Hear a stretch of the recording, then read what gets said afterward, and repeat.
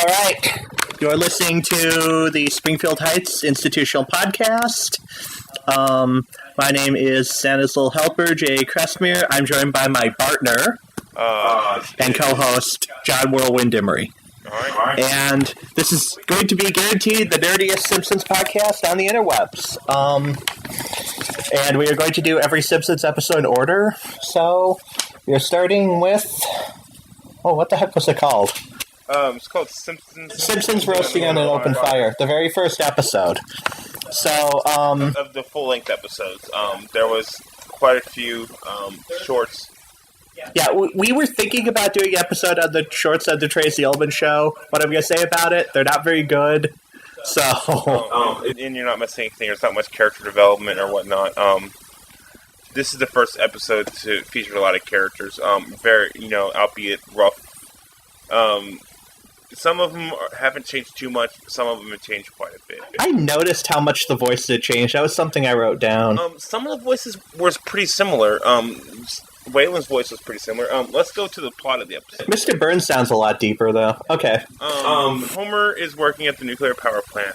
He is expecting to get a Christmas bonus. But due to cutbacks at the plant, he is not able to receive one. But the management don't get salary cut. The semi-skilled workers, is that what they refer to them as? They're the only ones who get cuts. Also, Marge throughout the year saves up money in a jar where she keeps in her hair. But they have to spend that money to get Bart's tattoo removed, which he decides to get as a present for his mom. Although he doesn't get all of Mother done, so it just says Moth. So then Homer... find out from his friend Barney that he can work as a Santa Claus to get money. After he gets paid, he realizes that they took out money for different fees, Santa classes, unemployment insurance, etc., and he gets a $13 check. So he decides to he gets talked into going to the dog track. By Barney with this flesh-colored hair.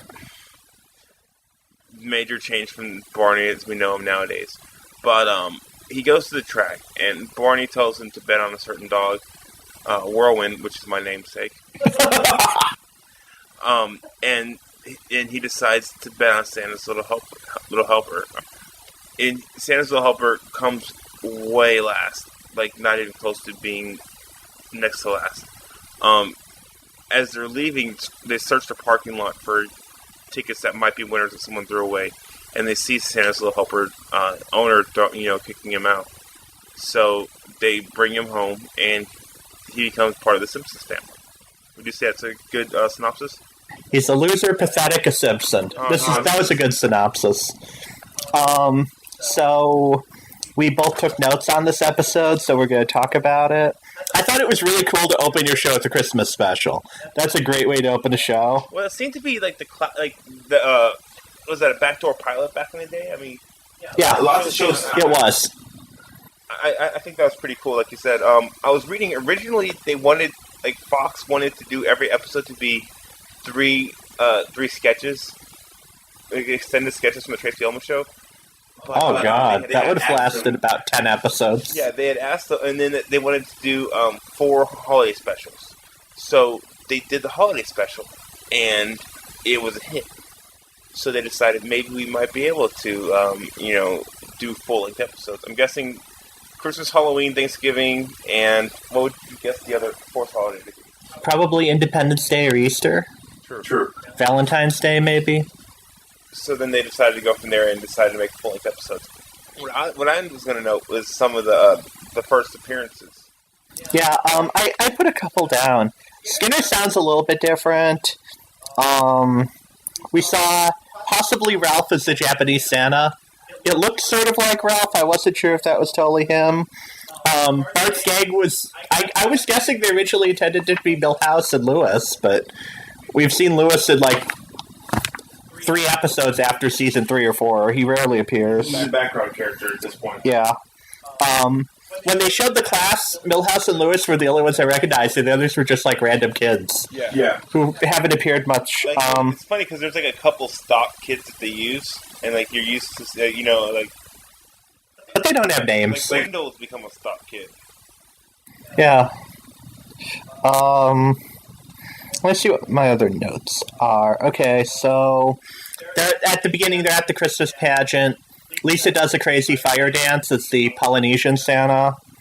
You see the Jingle Bells, Batman Smells, the Bart's Class sings. I remember when I was in elementary school, it was everywhere. You know, there was one thing I noticed about this episode and the earlier episodes. In the animation, everybody looks like they're sneering all the time. So, and we see Flanders' first appearance. True. He has, like, blue tinted glasses when he runs into Homer outside the dollar store. Yeah.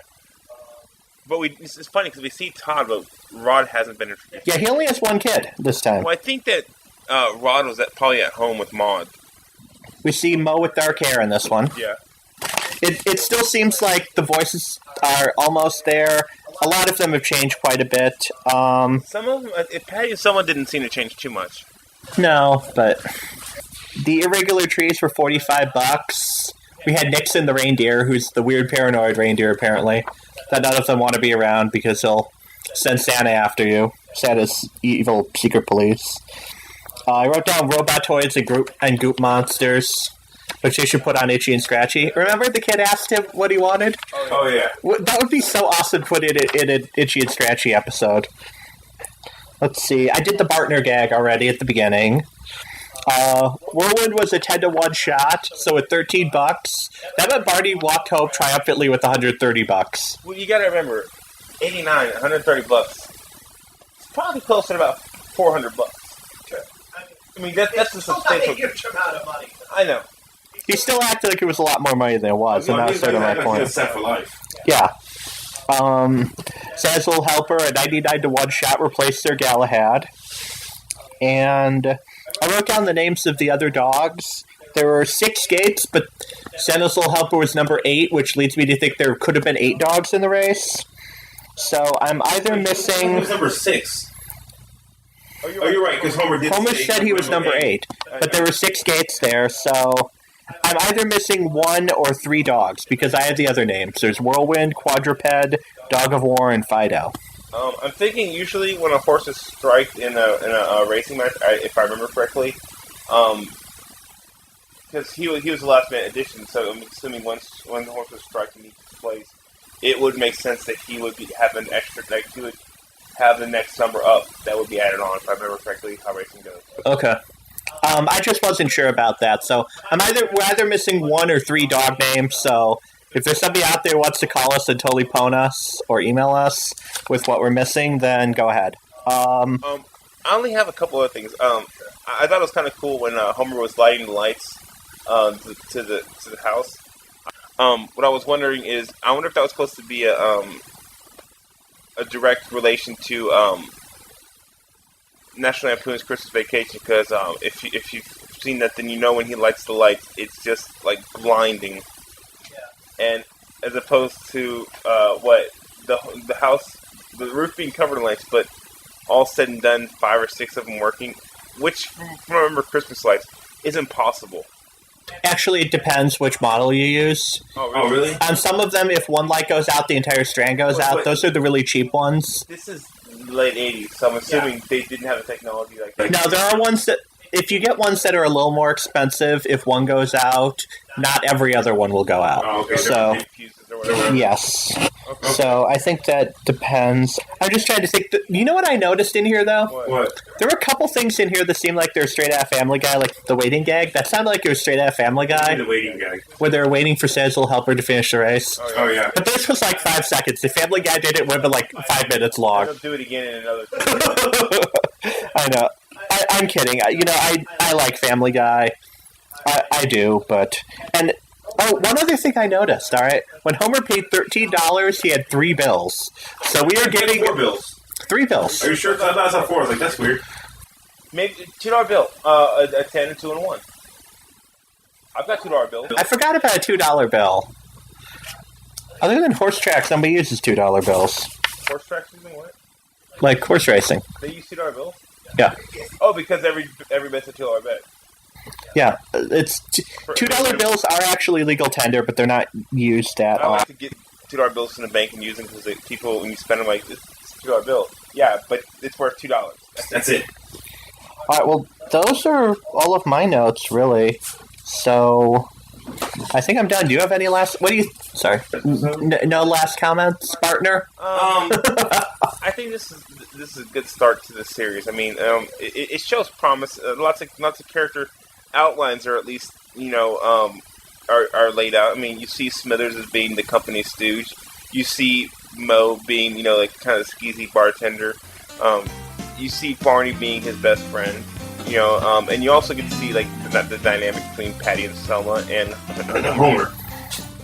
Yeah, this is definitely a good start. I'm not like blown away by a lot of the early episodes, given to how cool it becomes later. But I mean, you can see the potential. Yeah, you definitely see the potential here.